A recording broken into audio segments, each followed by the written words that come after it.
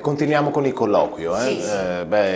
Mi racconti, che so, degli aneddoti significativi della tua vita? Una cosa che mi ha molto segnato è che quando ero piccolo mi era un fiattino sotto una macchina. Sì. Senti come che è successo? No. Che mia mamma mi diceva sempre, Maci, guarda bene a destra e a sinistra. E mi ha tirato sotto alla davanti. Adesso stavo a capire un sacco di robe.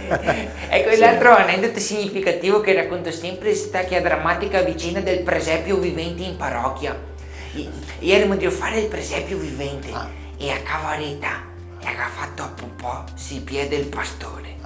E immagino tu fossi il pastore. No, io ero a Cavaretta. Sì.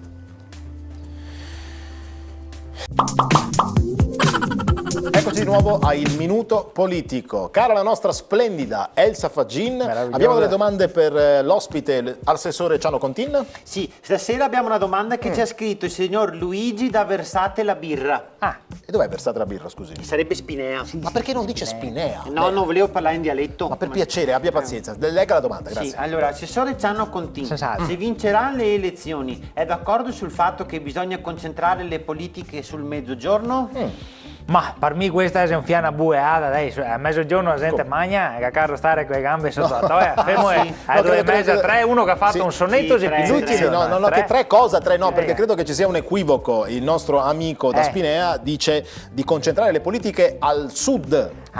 Sud, e ora fai un fiappi tardi verso 4:30, 5 per lei se lunghi col pranzo. Sì, è vero. Ho fatto che mangiate in Puglia, Allora, per piacere, abbiamo altre aspetti, domande. no, aspetti perché ci chiede anche, anch'io nel mio piccolo vorrei fare politica. Sì.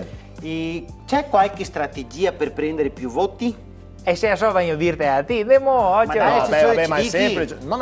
Io credo, nel mio piccolo, posso dire, la strategia che un po' tutti i politici seguono è quella di fotografarsi con gli animali perché fa più tendenza, un po' così, portavoti, no? Sensibile, portavoti, porta cagnolino, la foto col gatto. A me non mi è successo così, no. Una volta mi so fotografare con una gran vacca, ho perso le Per elezioni. piacere, assessore, il minuto politico per oggi finisce qui. Alla prossima puntata. Sì, però i cani sì e le vacche no. Non è giusto, non è No, giusto. c'è discriminazione.